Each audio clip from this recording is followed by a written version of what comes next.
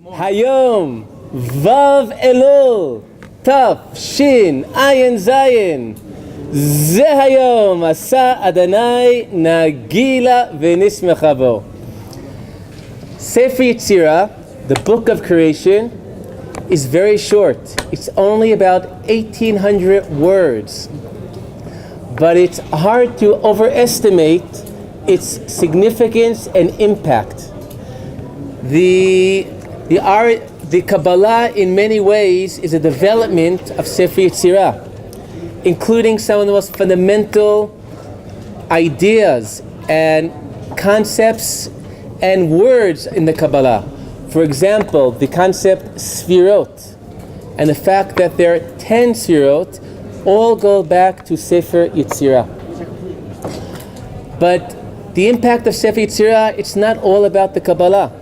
For centuries, all the great Jewish philosophers had Sefer Yetzira as their major work, whether of Saadia Gaon, who wrote a commentary on all of Sefer Yetzira, or Rav Yehuda Halevi, who in the Sefer HaKuzari, when asked what is the wisdom of the Jewish people, he answered it's contained in a little book called Sefer Yetzira, and he goes and summarizes that book.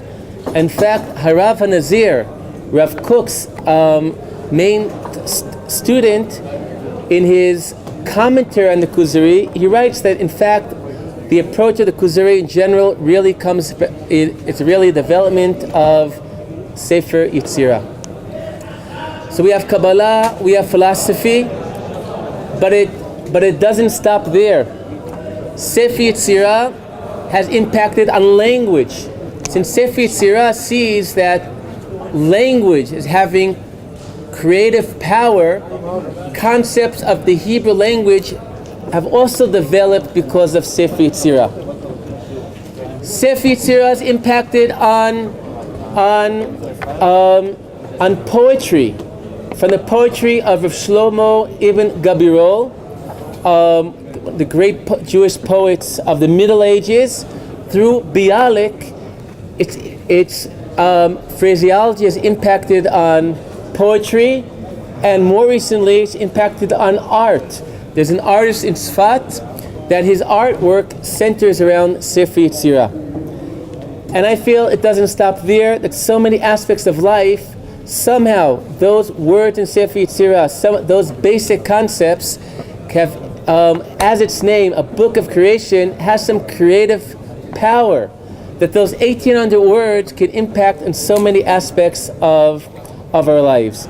In particular now, a basic approach in Sefer Yetzira, which is now much more popular, is in Hebrew would be the guf nefesh, the interplay between body and soul and spirit, and this too is a major thrust within Sefer Yetzira.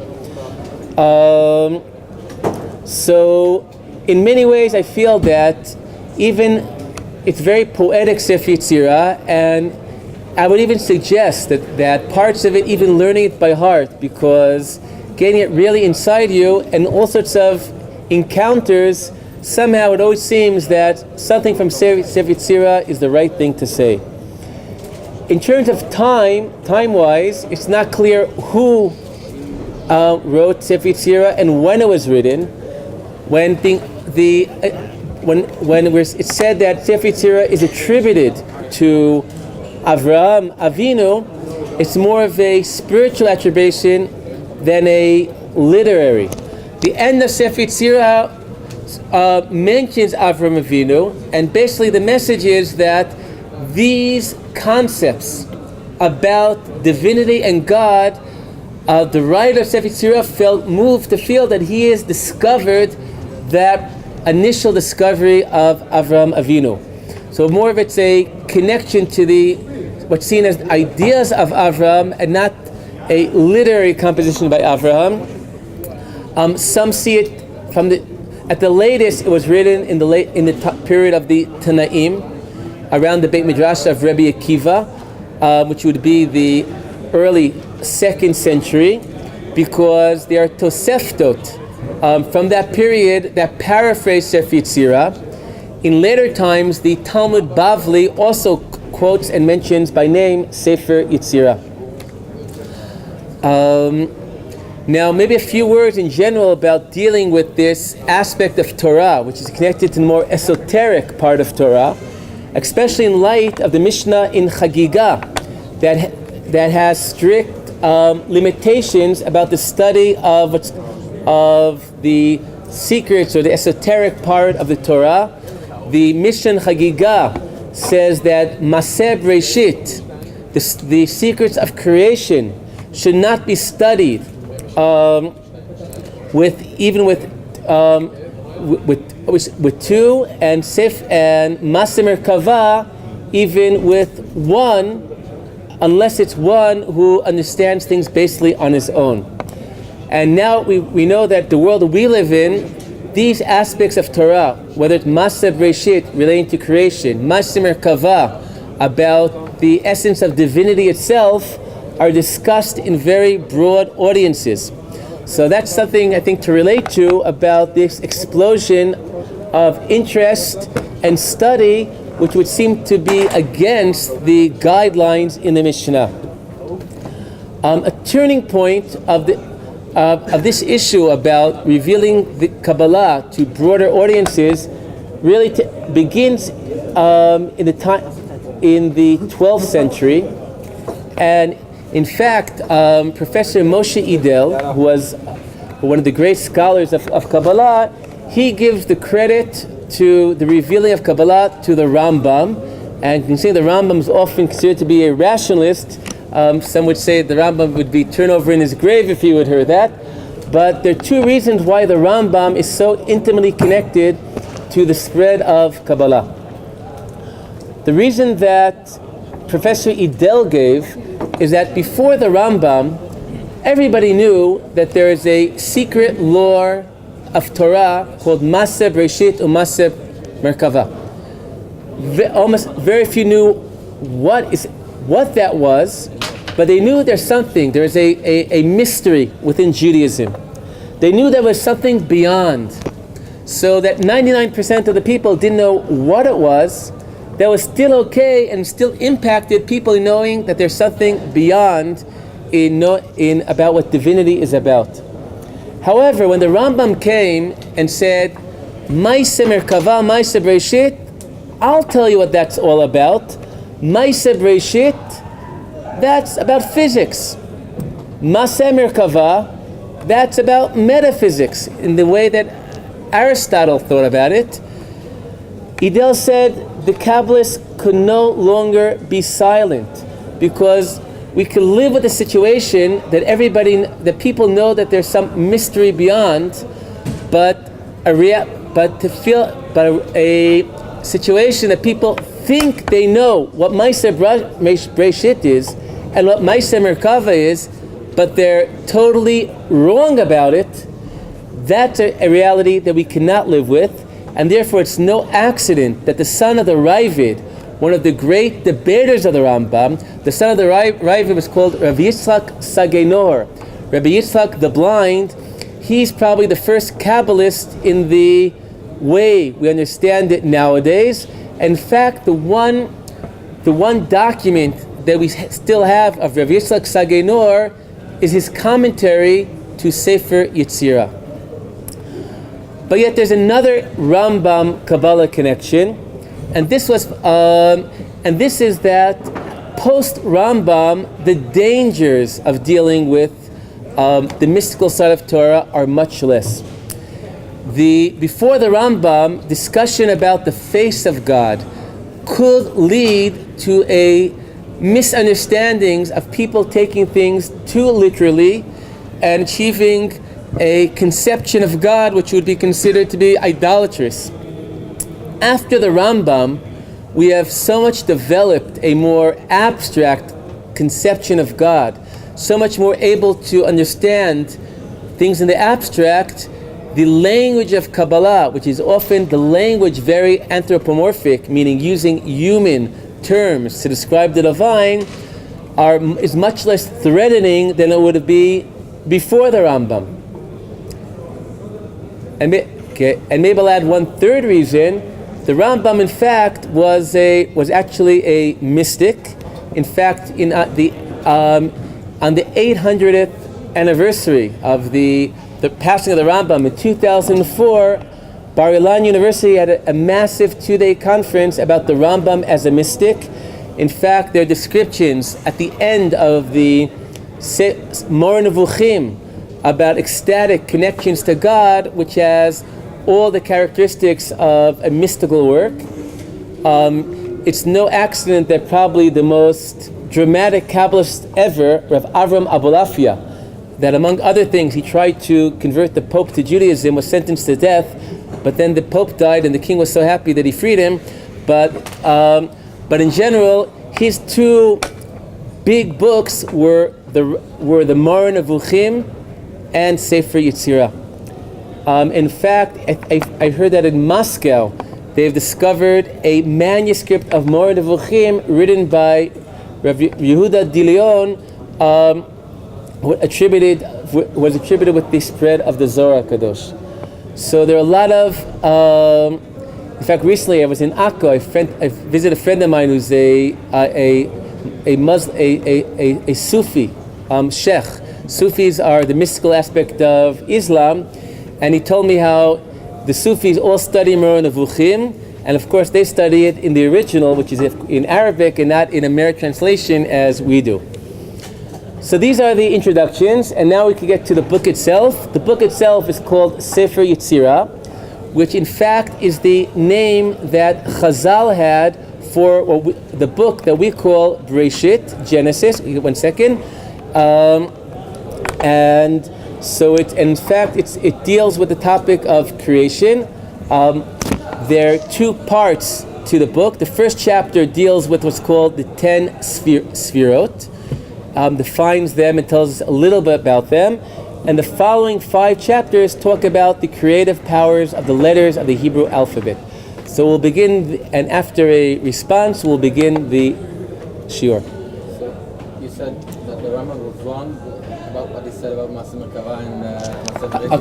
according to the certainly according to the rabbi, the Rambam understood the phrases in the Talmud, Ma'aser Bereshit and Ma'aser Merkava, as being much more prosaic, much more banal than the Kabbalah understood it, as dealing with physics and metaphysics. And according to Idel, after that, the fear that all would think that this is what it's all about was too great, so there was a decision to reveal. What? But metaphysics itself is a very broad. He meant it more in the context that it was used by Aristotle. Okay, so now we could begin Sefer Yetzira itself. The first Mishnah. We'll read the whole Mishnah, and probably very little will be understandable, but then we hope to explain it, and hopefully that will clarify at least some of it. ב-32 נתיבות פליות חכמה, with 32 extraordinary pathways of wisdom, chakak, carved out. Now we have names of God. Ya Hashem Tzavaot, Elohei Yisrael, Elohim Chayim, Umelech Olam, El Shaddai, Rachum v'Chanun, Ram v'Nisa, Shochein Ad v'Kadosh Shemo, Marom v'Kadosh Hu, Ubara et Olamo b'Shlosha Sfarim, B'Sefer v'Sfar v'Sipor. What this Mishnah is, in many ways, is an expansion of the first pasuk of the Torah.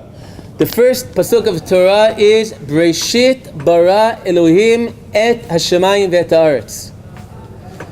And here we expand on that to give us the pathways to understand what it was all about. The Targumim to the Torah translate the word Bereshit as bechachma, with wisdom. Connected a light perhaps to the verse Reshit Chachma Yirat Hashem, also linking us to the book of Mishlei that talks about the world created with the Chachma. The world was created with the Chachma, the wisdom of God. And maybe I'll say a few words about the word Chachma itself, or the way that's understood in many Kabbalistic sources. Chachma has the same gematria as the word golem. Golem. Golem is, this is before the Lord of the Rings, so not that. Golem is, it could mean a fool, somebody who is an idiot, a blockhead. But golem also comes from something which is golmi, something which is not developed. Now, Chachma is gematria golem. That the Chachma wisdom is the golmi state, the state of the undeveloped state of things, and we'll see why. Often the undeveloped state is considered to be much higher than a developed state. This is a major concept that will develop, because often the opposite of what we would think, the potential with all the possibilities open, the raw materials are much greater than any possible combination, which is expressing only one possibility that could come out of it, but that's something we'll discuss a lot later. Anyway, the Targumim connect the word Reshit with the book of Mishlei, that the world comes about through Chachma, wisdom, but doesn't answer the question, what is the wisdom that the world is created with? What is this Chachma? And the answer in Sefer Yetzira is that it is connected to 10 Sfiros and 22 letters of the Hebrew alphabet, and these, as we will see, are the 32 Netivot. Okay, 22 and 10 is 32. And as every aspect of Sefer Yetzira, there are multiple meanings given to that number 32. 32 is heart in Hebrew. Lamed Bet Lev is 32. 32 represents the totality of the Torah. The Torah starts with the letter Bet and ends with the letter Lamed. Bereshit Leinei Kol Yisrael. 32 has been connected to the teeth that we have, as Sefer Yetzira is connected to speech. 32, Rav Ari Kaplan, in his marvelous commentary to Sefer Yetzira, sees 32 as 2 to the 5th power, because Sefer Yetzira portrays a universe, a 5-dimensional universe, as we'll see later. But maybe the most impressive interpretation is what's mentioned already in the Tikunei Zohar, that the name Elohim appears 32 times in the first chapter of Bereshit, and in those 32, 10 of them are Amirot, Vayomar Elohim, or 22 of them are broken up into 3 categories, 3 Ktuv Vayas, 7 that God saw, and 12 without any particular verb, also paralleling the breakup of the Hebrew language to 3 categories, 3, 7, and 12, which we'll see later as a major theme in our book. Be it as it may, so there are 32 pathways of wisdom, and then we have the word chakach, carved out, and then we have a lot of names of God. And one major, very important point here is to realize, first of all, that there are 10 names here that are composed of 22 words. Right? The edition that I've handed out makes that clear. And again, the 10 names composed of 22 words is reflective of the 10 Sfirot and the 22 letters of language. As we know that there are connections between the different Sfirot and the different names of God, and of course, connection between words and letters. But I think the major idea that comes out from this paragraph is to realize that all these names, these aren't the subject, but these names are the object. And I'd like to explain that.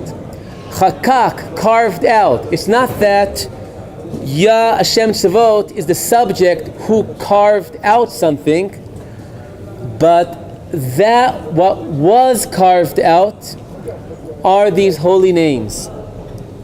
And maybe to explain this idea, because this is an incredible idea, I'll mention an application of this that the Zohar uses at the very beginning of Bereshit. Bereshit bara Elohim. We're used to thinking that Elohim is the subject. Who created? Elohim created. But the Zohar interprets it, Bereshit bara Elohim, is that Elohim is the object. What was created? Elohim. In the view of Sefer Yetzira, and then ultimately throughout the Kabbalah, the ultimate divinity is above any name and any definition. If there's so many names to God, the real, and God is one, there can't be one known name, one of these names which is the real name. God is too big, too infinite for any of these names. A name is a definition. A name is a limitation. The ultimate divinity is above any name and any definition. That's why sometimes we talk about God as the infinite, which is not a positive definition. It's saying that there is nothing finite. There is no definition. One second, Rafi. And so that being the case, the way we'd explain this first pasuk of the Torah in the Zohar, it's easier understood, is that in the beginning was created Elohim, that the first stage of creation is manifestation of the infinite within names, within something which is more able to define something. That itself is a step within creation. But before creation, God is greater than any name, and therefore, so the main thing of Bereshit is the word before Bereshit. What's the word before Bereshit? It's something, there is no name there. That's the infinite. The infinite, Bereshit, in the beginning, created Elohim. In the same way, in Sefer Yetzira is that with 32 pathways of wisdom, carved out these names of God. But before that process of carving out the names of God, the ultimate divinity, the infinite, is greater than any of these names. And each of these names are just another manifestation of the infinite. Please. So, don't we, there's like the Rashi in the beginning of Bereshit that talks about, I'm sure like you're familiar with that. Yes. Thing. Okay, so doesn't that give like extra like validity and oomph to their argument that there was something that created God in the beginning? If there's nothing before, then it's like okay. So what Rafi is referring to is, in fact, the Gemara in Megillah says that when they translated the Torah into Greek, they changed the order from in the beginning Bereshit bara Elohim to Elohim bara Bereshit. So they wouldn't say that Elohim is something created, which would seem to be exactly what I mentioned in the name of the Zohar, an application of this idea here from Sefer Yetzira. This is exactly the issue about why there are restrictions in study of Judaism's secret lore, because sometimes things sound very similar, and on one line it is heresy, and the other side of the line, great faith. If you would understand that God being created is God as a separate entity from the infinite, this would be heresy of the first degree, of seeing that there's undercutting the oneness of God. What's called in Chagiga as a cardinal sin of kotzetz benetiyot, to cut the branches, to take a branch which comes out of the tree and to cut it and see it as a separate identity. This would be a cardinal sin However, so what the Zohar takes the trouble to say is that when we say bara, it's not a separate entity. It's an expansion. So Bereshit bara Elohim is that it's a manifestation without being a separate entity. And the Zohar even says, what's the proof? It says Hadam nivra b'tselem Elohim. Humanity is created in the image of God. There it says bara. And to the Zohar it's clear that we are a manifestation of the divine and not a separate entity. So the Zohar, it's very important, the danger of people misunderstanding would to think that Elohim is some sort of entity separate from the infinite, and not realizing that Elohim is a manifestation of something which is larger and greater than that particular manifestation of Elohim. So it's still kind of like the same. It's still a mistake. It's just a different type of mistake. Instead of like the Greeks or Christians or whatever, right, interpreting it as in the beginning was created God. Instead of that mistake, we're basically saying that it's kind of like flipped on its head. Right. So that's the right. It's it's not a linguistic kind of thing. The biggest problems are things that are close. Things that are far away are less dangerous. Rav Kook once said that the problem with Spinoza, who was excommunicated by his community, and Rav Kook says it was right to excommunicate him, and the problem wasn't that he was so far from the truth, but he was so close. Because sometimes being close, those are the things that the same, like the t-shirt, same, different, that could be the most dangerous. Okay, let's continue in the Mishnah. So you go through the names, and the Mishnah ends with Ubara et Olamo, and created his world. Again, we're going back to that first word, Bereshit bara Elohim, which is Bechachma. We have these names of God. Ubarat Olamo b'shalosh sfarim, b'sefer v'sfar v'sipor. And first of all, I'm a big believer in the power of telling stories. And the truth is, it really goes back to the Torah. The Torah is not a law book that has stories inside of it. I would say that the Torah is a storybook that has the different laws inside the storybook. The Torah is a sipor. And in fact, we could say the world is a sipor. The whole world, life is just one big story. And creating the world was created with a story. Life is literature.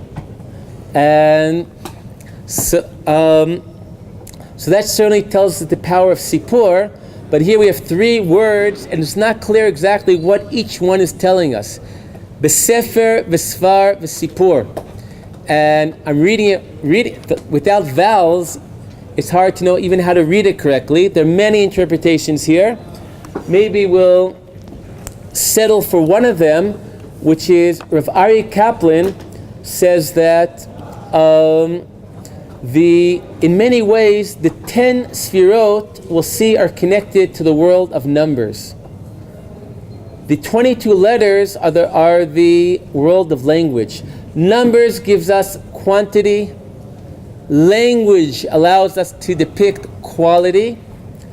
And somehow, the connection between them, that builds up the whole story. So we would say that Sefer is like the book. That's the letters. The 22 letters, which are of the Netivot. Sfar, he's explaining it like mispar, like numbers, the 10 numbers. The Sipur is somehow the connection between the letters and the numbers, and gives us the whole story. And one reason why he gives this interpretation, it's because of something that a major concept later in the book, which is that the world, there are three elements that are parallel in the world. In Olam, Shana, and Nefesh. Olam would be space. Shana, which literally means time, year, but it means time. And Nefesh would be soul or spirit. So there's the world, there's space, there's time, and then there's spirit. So here we would say that Sefer, the letters, would be the space. The Sfar, the numbers, would be time, because time is something which is sequential. And Sipor is the spirit. Right? If you know how to tell a story right, there'll always be some spirit there. Okay, so now so is that the right time? Yes. Okay, great. Okay, so we've completed the first Mishnah, and now we'll go on to the second Mishnah.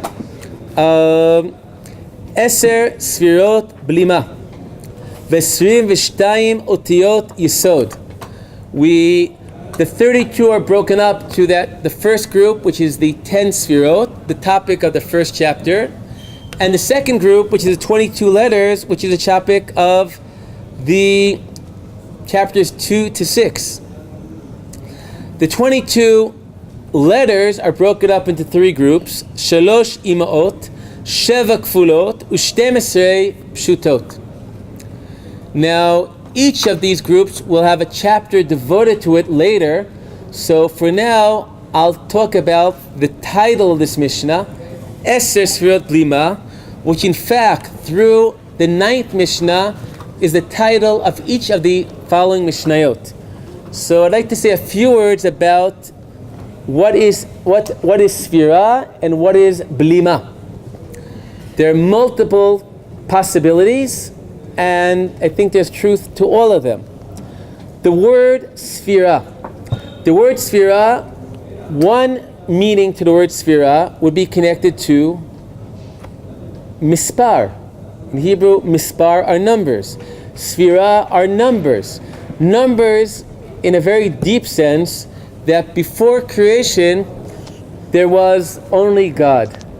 There was no division in the world in reality. Part of creation is adding multiplicity into the world. So one aspect of creation is there's multiplicity. From all is one, suddenly they're numbers. So one aspect of Sfirot is bringing numbers into the world. Sfira, Mispar, there's numbers, the multiplicity. And if you look at the beginning of the third Mishnah, it begins with Sfiרות בלימה במספר 10 אצבעות. The 10 Sfirot are the same number of the 10 fingers. So there's clear, it says b'mispar. We see the word mispar going together. Sfira could also mean sapir. Sfira is sapir. Sapir is a sapphire, a precious stone that emits light.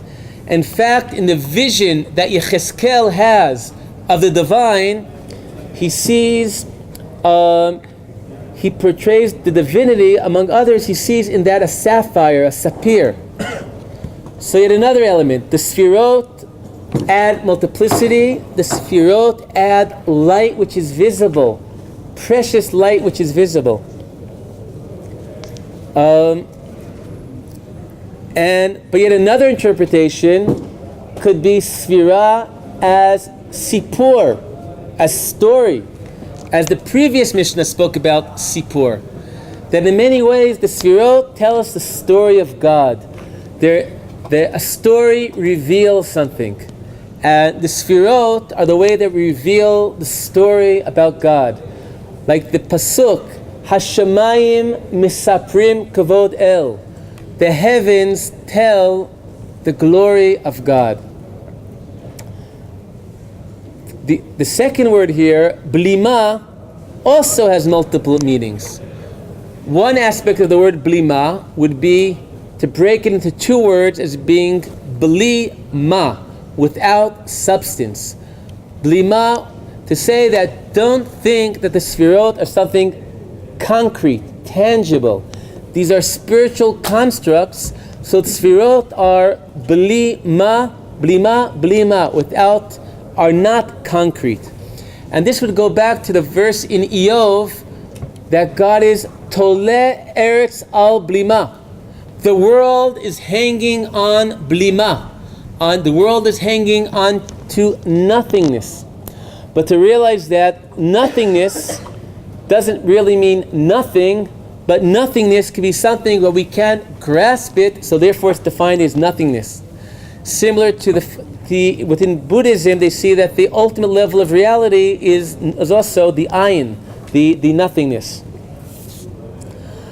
Now, but there's another definition of the word beliמה. In modern Hebrew, the brakes of the car are called the blamim. Beliמה is something that holds back. Livlom. And in many ways, the 10 sfiros are things that hold back, are bolem. And one concept that, one very significant concept is to realize that ein Yetzira beliמה. You cannot create without limiting. I had a student once who pointed this out, to say b'shem amro, I think his name was Noam Goldstein, that he said, you see this blank piece of paper? There are infinite possibilities here. But once I take a pencil and I begin my creation, I make the first stroke, I've gone closer to creating something, but I've been bolem, but I've limited. And this is an incredibly important concept, that ein Yetzira beliמה. There is no creativity without holding back and limiting. I think this is a fundamental issue between the world of religion and the secular world. The secular world does not believe or want any boundaries, but not realizing that often the boundaries are what creates things. So many of the halachot and different guides of Judaism, some people say, I want to be spiritual, I don't want to be limited by anything. But to realize, to create, sometimes you need limitations. Even in some ways, sometimes people find it hard to get married because there are millions of possibilities of who I can marry. And then going, limiting it to one person, that it's very hard to limit themselves. And therefore nothing is created. And to realize that, and even people that, and will have say, okay, so I'll marry a number of people or whatnot. But to realize that by limiting yourself, connecting one person, the more you're limiting, the more you could create. Okay, so here's some idea. These are the first and second Mishnah. Bezrat Hashem, next week we'll continue with Mishnah Gimel of Sefer Yetzira. And I suggest to take the pages with you, review it, because I think the words themselves, I feel, have such power to them. Review them, memorize them, and we'll continue next week. Sof davar, hakol nishma, et ha'elohim ira, ve'et mitzvotav shmor, ki ze kol